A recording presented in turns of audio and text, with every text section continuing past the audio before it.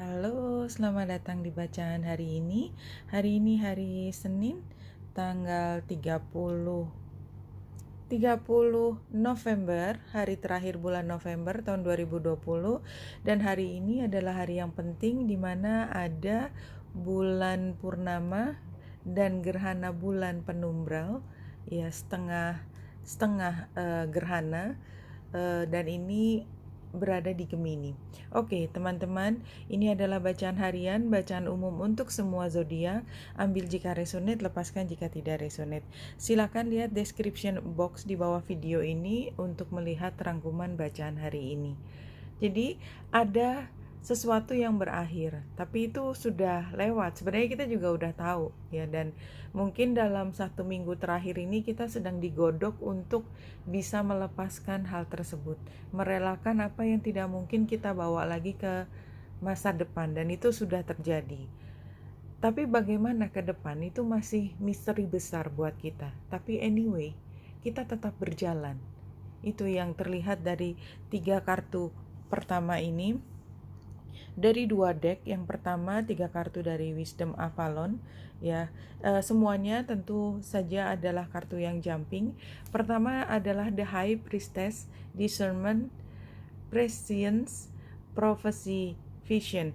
High Priestess ini adalah energi feminin tentang pengetahuan yang mendalam, dan pengetahuan itu tidak untuk menjadi bahan memamerkan, tetapi untuk penghayatan dan mengambil keputusan. Tetapi justru keputusan tersebut, walaupun dasarnya adalah pengetahuan, yang diutamakan adalah intuisi. Itu adalah energi dari High Priestess.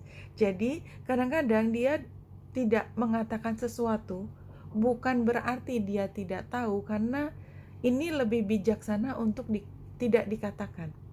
Ini sama seperti ketika kita sampai pada satu kesimpulan setelah kita belajar banyak tentang coding, tentang memahami sesuatu, melihat dari pertanda semua umum, ya, tentang keseharian, tentang apapun, tentang tarot, tentang astrologi, itu adalah salah satunya, tapi tidak harus selalu itu.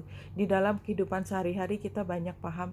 Kita sering melihat orang yang sudah banyak makan asam garam, ketika dia melihat satu persoalan, dia melihat bahwa ini bukan tanggung jawabnya dia, tapi tanggung jawabnya orang lain, dia memutuskan untuk bertindak sebagai pengawas. Dia selalu berada di ujung, di corner, untuk kalau orang yang bertanggung jawab itu perlu menjawab pertanyaannya dia. Bukan berarti dia tidak mampu. Dia mampu, dia sudah biasa melakukan dan menyelesaikan masalah itu, tetapi dia memutuskan untuk membiarkan orang lain yang memang masih harus belajar itu mengalami sendiri apa yang harus dipelajari. Dia bisa dari awal bilang, kamu harusnya begini, kamu jangan begitu. Siapa sih orang yang suka digituin? Nggak ada. Jadi dia memutuskan untuk biarkan dia, karena pembelajaran itu datangnya dari pengalaman, bukan dari apa yang dikatakan orang lain. Itu High Priestess. Tidak mengatakan apa-apa yang memang bukan haknya dia, bukan untuk dia merebut pengalaman seseorang melakukan kesalahan dan menemukan jawabannya sendiri. Karena jawaban itu sebenarnya sudah ada, tapi dia yang harus menemukan di dalam diri sendiri. Nah, energi High Priestess, mungkin sebagian dari kita mengambil energi High Priestess itu bukan dari orang yang masih harus belajar. Kita menahan diri untuk tidak memberi arahan, karena kita tahu bahwa setiap orang punya arahannya sendiri, dan itu ketika dia mengalami sendiri, mengalami salah dan menemukan jawabannya bukan dari mulutnya orang lain. Artinya mungkin kalau kita yang pegang energi High Priestess-nya adalah kita, bukan dari mulut kita tapi dari mulutnya dia sendiri, maka healing itu bisa terjadi. Ya, ini 3 kartu yang pertama. Kemudian tentang perubahan itu sendiri, ini mungkin kebanyakan dari kita merasa bahwa dalam beberapa saat terakhir retirement ini menunjukkan bahwa waktu kerja kita sudah sangat-sangat lebih kecil daripada sebelumnya, dan dengan pandemi yang global ini banyak sekali orang yang kemudian kehilangan kegiatan pekerjaan yang biasanya itu sangat dominan. Tentu saja akibatnya adalah grief work ini. Ya, ada yang perlu healing dan itu tadi juga sudah disebutkan. Dan kedepannya sebenarnya setelah healing ini bisa diperoleh, kita punya keberanian untuk mulai sesuatu yang baru. Jadi ketika universe memaksa kita untuk stop, kamu udah gak bisa kerja lagi di bidang itu, karena itu sekarang udah beda zaman. Kita sedih, jelas kita kehilangan. Karena apa? Karena kita kehilangan tempat berpijak kita. Tetapi kemudian kita menemukan kembali kekuatan kita untuk mulai maju. Ya, jadi ada sesuatu yang berakhir. Bagaimana ke depan kita nggak tahu, tapi ini adalah sesuatu yang kita pelajari sendiri. Dan kalaupun kita sudah pernah mengalami, kita tidak perlu harus menjadi posisi yang memberi pelajaran dengan cara ceramah, tapi membiarkan orang melewatinya sendiri, ya, dengan gambar bahwa kita memang tetap move on dari situasi yang ada. Hari ini adalah tentang ketika bulan berada di Gemini adalah tentang tesis antitesis, kira-kira seperti itu. Ketika kita sedang berdialog dengan diri kita sendiri, kita jadi devil's advocate-nya diri sendiri. Kalau saya mau ini, apa yang saya lakukan? Tapi ya, kalau ini dilakukan maka konsekuensinya discernment. Itu istilahnya kalau di sini yang sering keluar adalah discernment. Kita membuat satu telaah, kita membuat satu pertimbangan. Dan ini kan digambarkan dalam kartu Lenormand ini, kita sedang mencoba memahami bagaimana tentang kita. Dan ketika ini adalah gerhana bulan, walaupun dia cuma setengah, karena kita lihat kenapa cuma setengah, karena antara bulan berjarak dengan North Node, jadi nggak penuh. Kalau penuh itu kalau jaraknya makin dekat derajatnya.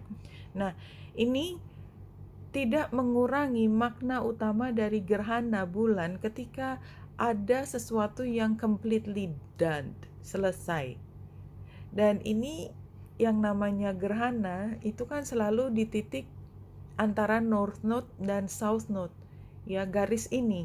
Jadi di mana terjadi bulan purnama atau bulan baru dan dia berada di antara dua titik ini, maka terjadi gerhana. Kalau dia bulan baru, karena bulan yang gak kelihatan, maka yang ketutupan gerhananya adalah gerhana matahari. Dan ini adalah gerhana bulan yang berada di Gemini. Dan karena dia terus berputar, ya, setiap North Node dan South Node itu berada di satu zodiak sekitar 1 tahun.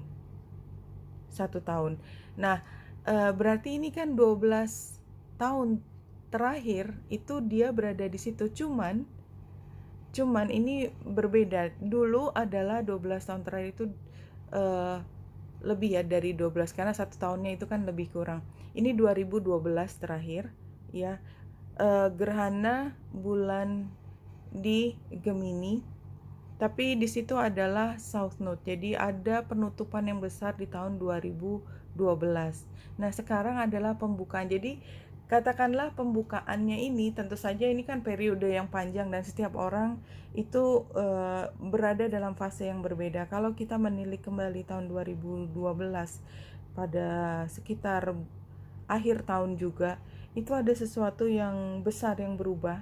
Dan kalau memang masih resonate, ya, bahwa ini tidak harus resonate pada semua orang, maka itulah yang mungkin akan harus dimulai kembali ketika pada masa dari 2012 sampai sekarang itu sebenarnya adalah ujian yang panjang. Tapi kan kalau kita sekolah, ujian itu nggak semuanya hal negatif kan. Jadi ujian itu kadang-kadang adalah ujian kebahagiaan juga. Jadi jangan kita berpikir bahwa ujian itu adalah semua terkait dengan penderitaan, tidak. Tetapi ada pembelajaran besar di mana kita kemudian naik tingkat dalam kita menghadapi hidup.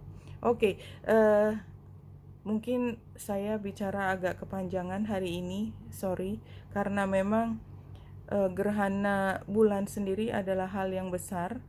dan ini hari Senin. Biasanya saya berusaha untuk membuatnya singkat tapi tidak bisa. Oke, tapi kalau di sini sarannya Ace of Pentacles itu menandakan bahwa kita memang harus masuk ke sesuatu hal yang baru. Apa yang kita masuki adalah yang baru itu dimulai dengan mengupayakan diri kita untuk secara sukarela melepaskan apa yang sudah tidak menjadi passion kita. Tapi dulu passion kita, iya. Cups adalah kumpulan dari perasaan kita. Dulu kita mengumpulkan, ini kayak waktu saya kecil suka ngumpulin perangko. Tapi saya bukan filatelis yang sebenarnya, saya suka aja gitu. Suka tapi bukan yang hobi banget. Jadi ketika saya mengumpulkan perangko, sedikit demi sedikit saya kumpulkan, saya bangga saya mengumpulkan. Tapi ada saatnya saya sudah tidak lagi punya passion di situ. Passion saya sudah berubah sekarang. Kalau dalam hal hobi, kita dengan mudah mengatakan, ya, oh ya, saya punya kumpulan perangko, tapi saya letakkan di lemari saya dan saya nggak pernah buka lagi lemari itu. Kalau kita bicara tentang hubungan, that might hurt. Iya kan? Ketika kita tahu bahwa kita pernah suka sekali pada mungkin seseorang, mungkin pekerjaan. Ketika kita melakukan semua dengan sepenuh hati untuk membuatnya sukses, dan pada satu saat ketika semua sudah sukses kita memalingkan wajah. Oh, that hurts. Tidak hanya buat yang terkait dengan kita, orang lainnya, pihak lainnya, tapi kitanya juga, karena buat kita pasti berat sekali. But that's just life. Karena saya sudah tidak punya minat lagi ke perangko. Iya, saya senang, dan mungkin juga perangko udah nggak lagi relevan pada saat ini. Surat tidak lagi dikirimkan secara fisik. Ya memang nggak ada cerita lain kecuali membuat buku berisi perangko itu berada di lemari. Mungkin kita bisa membuatnya menjadi lemari terindah dan kita letakkan di ruang utama. Bisa aja, tapi dia tetap berada di masa lalu. Kita tidak lagi menambah jumlah perangko di dalam buku perangko kita. Itu yang sepertinya mungkin menjadi hal yang hal yang mungkin membuat kita agak berat. Sorry, saya ingin kembali lagi ke sini. Ya, jadi kalau kita melihat chart, kita melihat derajatnya, ini matahari dan bulan, ini kan jam 12, tapi kalau jam berapa sebenarnya terjadi itu pukul 4:30 sore waktu Indonesia bagian barat. Nah, kalau kita lihat chart adalah kita melihat derajat yang hampir sama di 827, berarti kalau kita plus minus 3 atau plus minus 5, maka dia kan sekitar sampai 5 derajat. Itu yang diaktifasi adalah juga Venus, Vesta, Uranus, Chiron, Ceres. Jadi kalau kita lihat, walaupun ini di derajat yang sama, tetapi kadang-kadang hubungannya tidak selalu nyambung.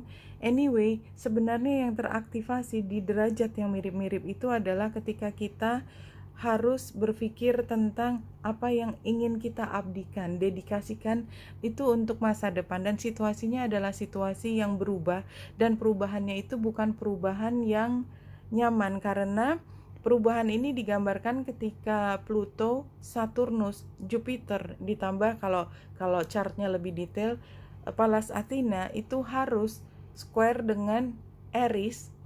Aries itu yang suka mengobrak-abrik pesta. Jadi kalau orang tuh rasanya ingin sama-sama celebrating, bahagia, ada pihak yang ingin membuatnya menjadi, karena kedengkiannya tidak ingin membuat celebration atau perayaan ini menjadi sukses.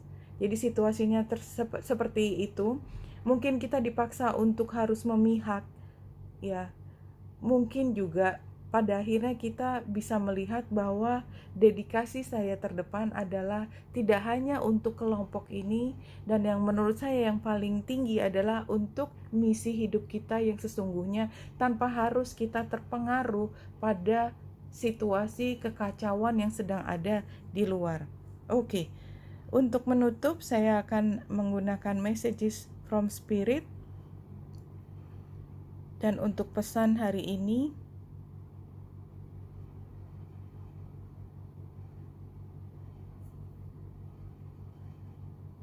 what you give out always comes back to you, one way or another. So take care that your thoughts and actions are loving and kind. Ya, jadi kalau menurut saya, karena memang ini sebenarnya informasi tidak baru, tapi untuk hari ini somehow mungkin kita harus berpikir tentang perilaku kita, sikap kita, cara berpikir kita. Kenapa? Karena semua yang kita pikirkan, kita lakukan, kita berikan itu pada akhirnya sebenarnya bukan untuk orang lain tetapi kembali ke kita. Kalau kita ingin universe memperlakukan kita dengan baik, maka perlakukan semua yang ada di lingkunganmu dengan baik. Baik bukan selalu berarti menyerah atau selalu mengalah, bukan. Baik adalah melihat semua itu untuk kesejahteraan diri, kesejahteraan orang lain, compassion, dan yang lebih penting lagi kita menghargai perkembangan, pertumbuhan dari setiap individu yang ada di sekitar kita, dan kita mencintai hidup itu sendiri. Oke, Benita Indrasari sini, semoga membantu. Salam hati dan cahaya.